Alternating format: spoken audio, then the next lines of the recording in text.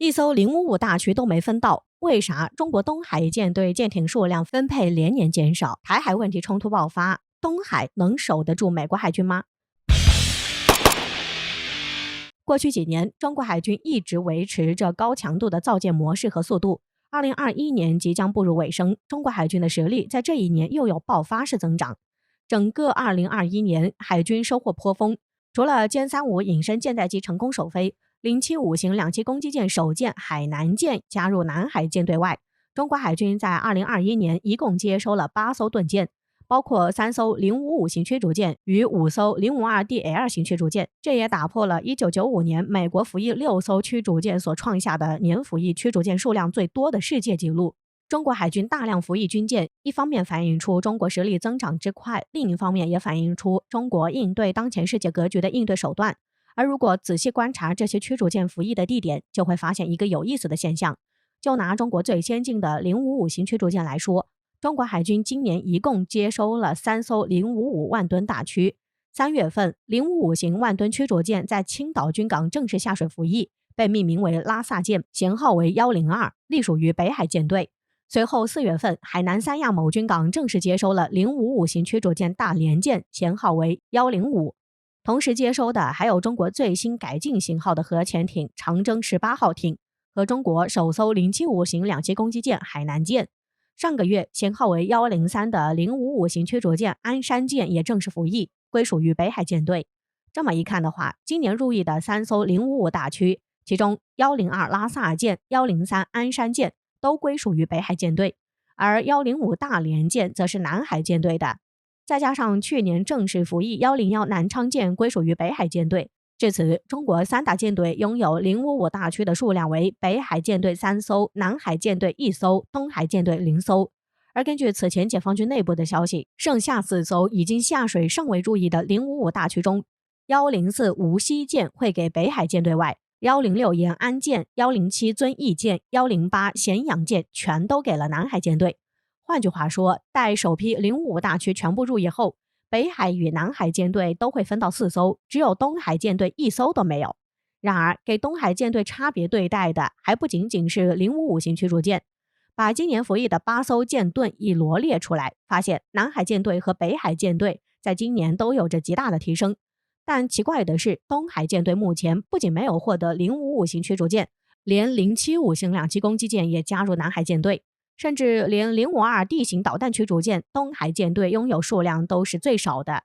南海舰队有9艘052D 型导弹驱逐舰，北海舰队有8艘，而东海舰队有多少艘呢？东海舰队只有7艘。这么一看，东海舰队似乎是中国3大舰队中实力最弱的一个。难道是东海舰队最不重要吗？实际情况恰恰相反。就当前局势而言，东海舰队反而是最重要的存在。要知道，作为直面台海局势以及美太平洋舰队的东海舰队，在一些突发情况下可以说是首当其冲的，因此必须提防着当前局势。但近年来分到的新型主力舰数量与北海、南海舰队差距这么大，这不免让人困惑。就目前而言，中国与美国在台海问题上针锋相对，矛盾冲突不断加剧。近1年时间，中国与美国不断地向台湾海峡派遣军机和舰船。今年，美国海军已经11次派遣军舰通过台湾海峡，两国进入海峡的军舰持续增加，在狭窄的水道来回巡游。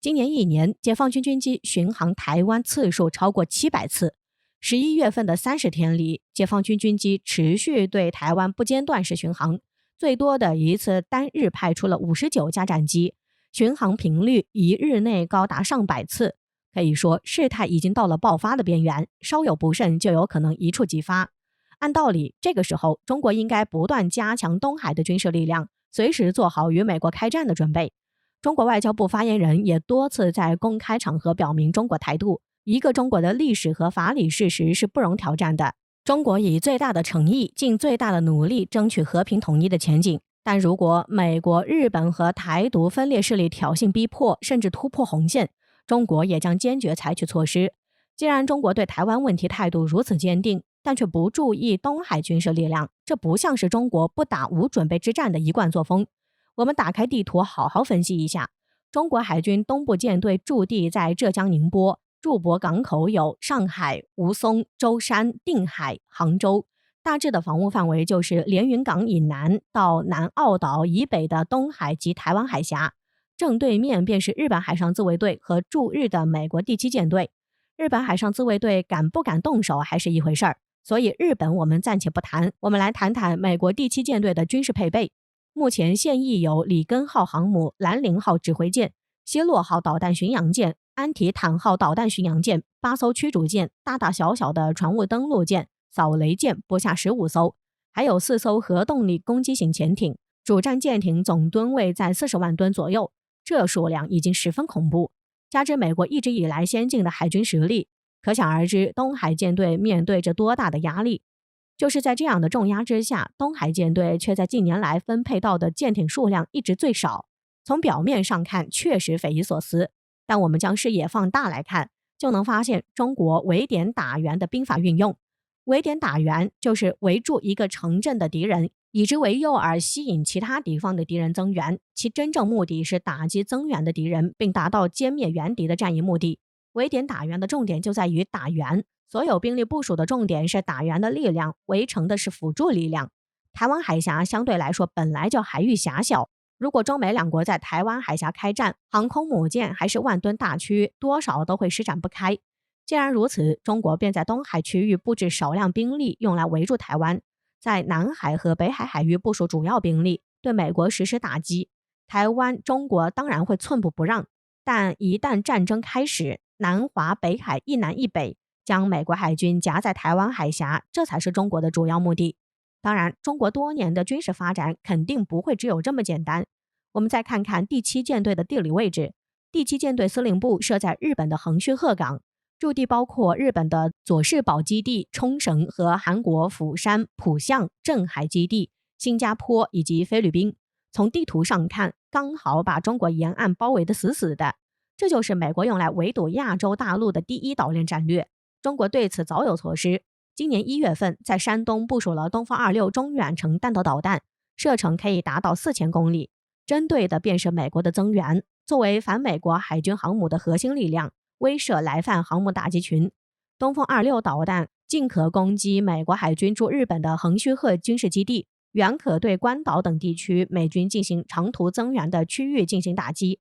中国这一围点打援的兵法运用的炉火纯青，减少直面太平洋的东海地区军事力量，围困台湾，击中南海、北海的军事力量，主打美军，再辅以中国火箭军东风26的中远程导弹威慑。可以说，中国在第一岛链海域建立了完整的反介入区域拒止体系，从海军到空军再到火箭军的全方面部署。如果美国海军骄傲自大地认为可以在第一岛链内台湾海峡海域与中国硬碰硬，那恐怕到时候的战争走向就由不得美国说的算了。